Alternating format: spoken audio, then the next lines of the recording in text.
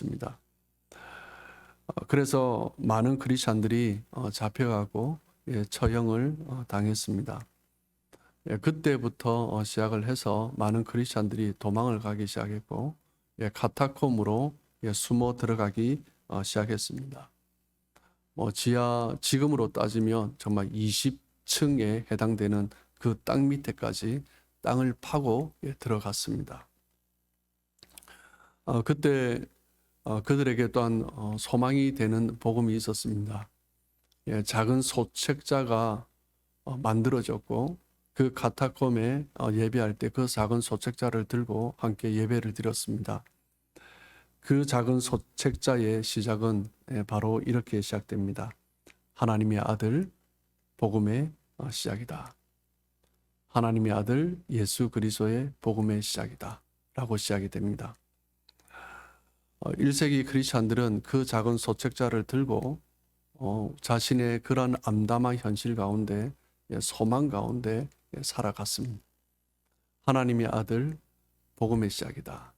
그것을 나타내는 물고기 모양을 그렸죠. 익투스, 헬라어로 익투스라는데 그 물고기가 또 헬라어로 5가지 단어의 앞자리를 딴 단어가 모아진 거죠. 익투스, 예수 그리스도 하나님의 아들 구세주. 그 단어 5가지 단어의 앞머리를 따서 익투스, 물고기를 그리면서 자신의 신앙을 나타내었습니다. 마가복음의 메시지는 그 작은 소책자지만 1세기 카타콤에서 생활하던 그 그리스도인들에게는 소망 그 자체였습니다. 그 핍박과 그 환난과 그 어려움 가운데 그 하나님의 아들 예수 그리스도의 복음, 그것만으로도 그들에게는 소망이었고 기쁨을 누릴 수 있었던 것입니다. 마가복음의 메시지는 어떻게 시작됩니까?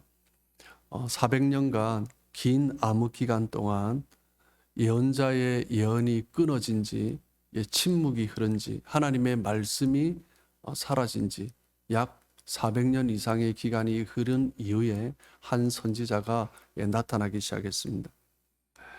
그 선지자는 복음을 외쳤습니다. 광야에서 복음을 외쳤고 그 암흑 가운데 있는 그 백성들을 모습을 나타내는 것처럼 암흑 가운데 있었던 그 백성들 광야에서 하나님의 복음의 소망을 외쳤습니다. 세례 요한을 통하여서 복음이 나타나기 시작했습니다. 참으로 암담하고 캄캄한 밤, 그 상태를 나타내는 유대 사회에 복음을 선포한 거죠. 1장 4절에 보시면 세례 요한은 죄 사함을 받게 하는 회개의 세례를 전파했다라고 말씀합니다. 복음의 시작은 먼저 나의 죄가 용서받았다라는 것에서 시작되는 거죠. 예수 그리스도의 그 복음을 만난 자마다 새로운 시작, 회복이 된다라는 것입니다. 400년 만에 외쳐진 음성, 회개하라, 하나님의 나라가 가까웠다라는 것입니다. 세례 요한은 자신의 삶을 하나님 앞에 기꺼이 드렸습니다. 그 광야에서 메뚜기와 석청을 먹으면서 생활하면서 복음을 외쳤던 것은 무엇이냐면 세례 요한에게 소망이 있었기 때문이죠. 그 소망이 무엇입니까? 예수 그리스도의 복음입니다. 그 천국 복음이죠. 그렇기 때문에 기꺼이 광야의 삶을 살아갔던 것입니다. 그 광야에서 외쳤던 어떻게 보면 외지에서 외친 거죠. 그럼에도 불구하고 예수님은 세례 요한을 향하여서 한마디로 평가하시죠. 뭐라고 하십니까? 여자가 낳은 자 중에서 이보다 큰 자가 없느니라.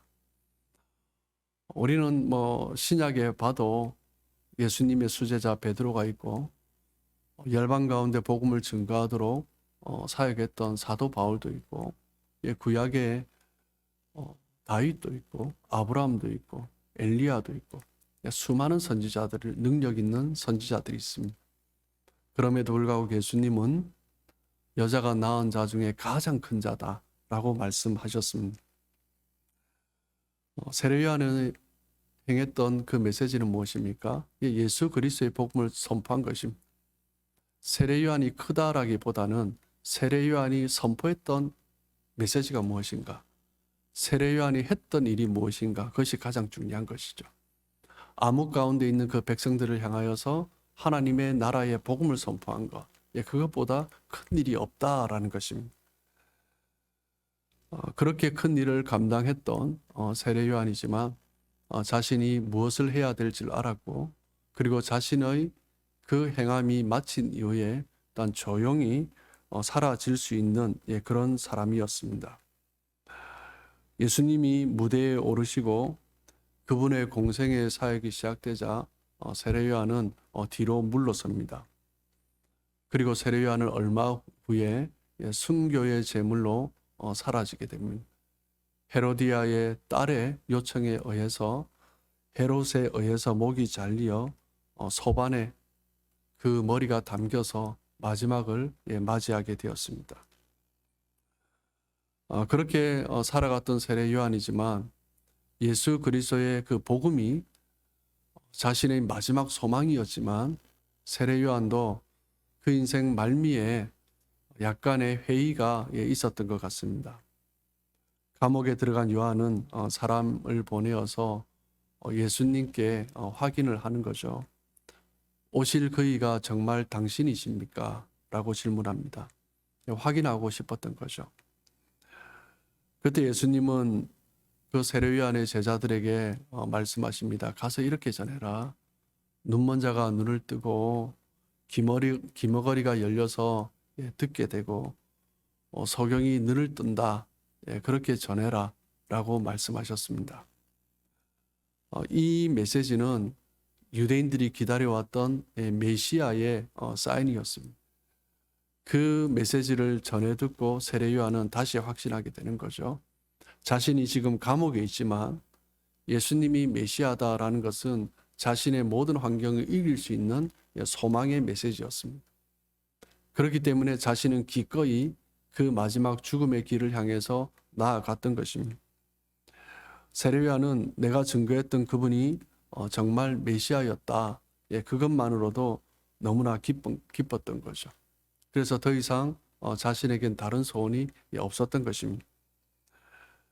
그리스도를 증거하고 그리스도를 높여드리면서 그리고 사람들이 그리스도께로 돌아오는 그 이야기를 들으면서 자신의 제자였던 자들조차도 그리스도께로 나아가는 그 이야기를 들으면서 세례 요한은 행복하게 자신의 삶을 마무리할 수 있었던 것입니다. 이것이 바로 그리스도를 따르는 자의 모습인 거죠. 세례 요한이 전했던 메시지는 바로 그런 메시지였고 그 메시지를 붙들었기 때문에 세례 요한은 그렇게 선포했고 그 세례 요한의 메시지의 시작이 오늘 마가복음에서 이야기하고 있는 것입니다. 1세기 카타콤의 크리스찬들이 그러했던 것처럼 이 예수 그리스도의 복음은 모든 사람들에게 소망이 되는 것입니다. 성경에서 또한 신약에서 우리가 어떤 사도행전 말씀을 통해서 보고 있지만 많은 사람들에게 이방인들에게 복음을 증거했던 우리 사도 바울 역시 마찬가지입니다. 자신의 삶을 잘 표현한 단어가 있습니다. 빌립보서 2장 17절에 사도 바울은 뭐라고 고백하냐면 빌립보 성도들이 하나님 앞에 올려드려지는 귀한 제물이 된다. 그 성도들의 믿음과 봉사가 하나님 앞에 들려진다면 나는 너무나 기쁘다. 나는 그 성도들이 하나님 앞에 들려진다면 나는 사라져도 좋다. 그 단어를, 그 표현을 뭐라고 하냐면 나는 관제가 되어도 좋다. 나는 전제다. 이렇게 표현을 합니다. 하나님이 받으시는 그 제물에게 뿌려지는 포도주 기름과 같은 존재죠. 그냥 사라지는 것입니다. 하나님이 그 제물을 받으시는데 그냥 기쁘게 흠양하시도록 그냥 나는 그렇게 사라지는 존재가 되는 것입니다. 바울 역시 자신은 이름도 없이 사라져도 좋다라는 그런 마음을 가졌던 것입니다. 빌립보 성도들이 하나님께 바쳐진 그 삶의 모습이 중요한 것이지 내가 전한 것은 중요한 것이 아니다라는 거죠. 나의 죽음은 그냥 하나의 작은 희생일 뿐이다. 그들이 하나님 앞에 세워지는데 그냥 옆에서 도와주는 희생일 뿐이다 라고 이야기하는 것입니다. 성도들을 위해서 자신의 생명을 쏟아 부을 것을 생각하면서 사도 바울은 그렇게 복음을 증거한 것입니다. 그 성도들이 하나님 앞에 올려질 것을 생각하면서 나는 내 삶을 쏟아붓겠다라고 생각한 거죠. 참으로 겸손하게 자신을 비우는 모습입니다. 내가 내 자신을 쏟아부어서 내가 드러나는 것이 아니라 나는 사라지고 그들이 드러나는 것. 그것이 바로 사도 바울의 복음의 메시지였습니다. 예수님께서 이 땅에 오셔서 증거해 주신 복음의 메시지는 무엇입니까?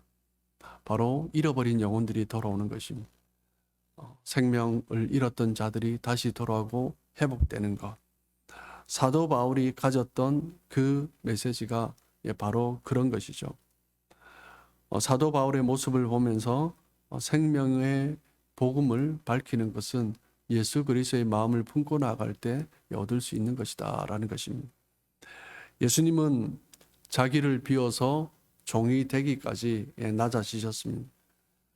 예수님은 자신의 삶을 사도 바울이 고백했던 것처럼 십자가의 관제로 완전히 쏟아 부으셨습니다. 피를 흘리심으로 완전히 쏟아내심으로 예수님은 잃어버린 자들을 회복하신 거죠. 사도 바울이 그 예수님의 마음을 함께 소유했던 것입니다. 우리가 어떤 다른 사람들을 생명으로 나아가도록 세워가기 위하여서는 이런 희생이 필요하다라는 것입니다. 예수님께서 그렇게 희생이 되셨기 때문에 그 예수님의 복음은 많은 사람들에게 소망이 되었고 사도 바울이 그렇게 희생했기 때문에 그 복음은 사도 바울이 전했던 복음은 많은 이방인들에게 소망의 메시지가 되었던 것입니다. 예수님을 닮기 위해서 우리는 어떤 마음을 가지고 가야 하는가? 그것은 예수님이 그랬던 것처럼 그리고 바울이 그랬던 것처럼 세례 요한이 그랬던 것처럼 자기를 낮추는 마음입니다. 그것은 나의 뜻을 내려놓고 하나님의 뜻에 복종하는 그런 삶을 살아가는 것입니다. 그것이 때로는 고난이 있을 수 있고 어려움이 있을 수 있습니다. 예수님을 닮기 위해서 예수님의 길을 가기 위해서 우리에게 필요한 것은 우리의 생각과 나의 뜻을 내려놓고 주님의 뜻이 드러나도록 우리를 낮추는 것입니다. 우리의 권리를 포기하고 나아갈 때 하나님 앞에 순종하고 겸손하게 또한 희생하는 마음으로 나아갈 때 그 복음의 능력이 드러나는 것입니다. 세례 요한은 기꺼이 자기 자신을 내어놓으면서 소망의 복음을 증거했습니다. 네로 황제에 의해서 핍박 가운데 있던 그 크리스찬들에게 그 세례 요한이 전했던 복음, 하나님의 아들 예수 그리스도의 복음의 시작이라. 그 작은 소책자의 메시지는 그 그리스도인들에게 1세기 크리스찬들에게 소망의 메시지가 되었던 것입니다. 사도 바울 역시 성도들이 하나님 앞에 기꺼이 세워지도록 자신을 희생하며 나아갔습니다. 우리가 고난주간을 보내며 우리가 무엇을 위해서 살아가고 있는가 다시 한번 우리의 삶을 돌아보길 원합니다. 무엇보다 여러분들에게 이 예수 그리스도의 십자가의 복음이 정말 소망이기 때문에 결코 흔들림 없고 정말 어떤 상황 가운데서도 예수 그리스도의 복음으로 말미암아 우리가 천국 백성으로 세워질 그 날을 소망하며 나아가는 삶 되시길 또한 간절히 소망하고 주님의 이름으로 축복합니다. 그리고 또한 우리가 우리의 삶을 돌아보면서 정말 어렵고 힘든 사람들에게 정말 이 그리스도의 하나님의 아들 예수 그리스도의 복음이 그들의 삶 가운데 시작될 때 정말 하나님께서 어떻게 그 영혼들을 세워가시는가 그것을 바라보면서 일단 기꺼이 섬기시고 일단 세워가는 귀한 삶 되시길 주님의 이름으로 축복합니다.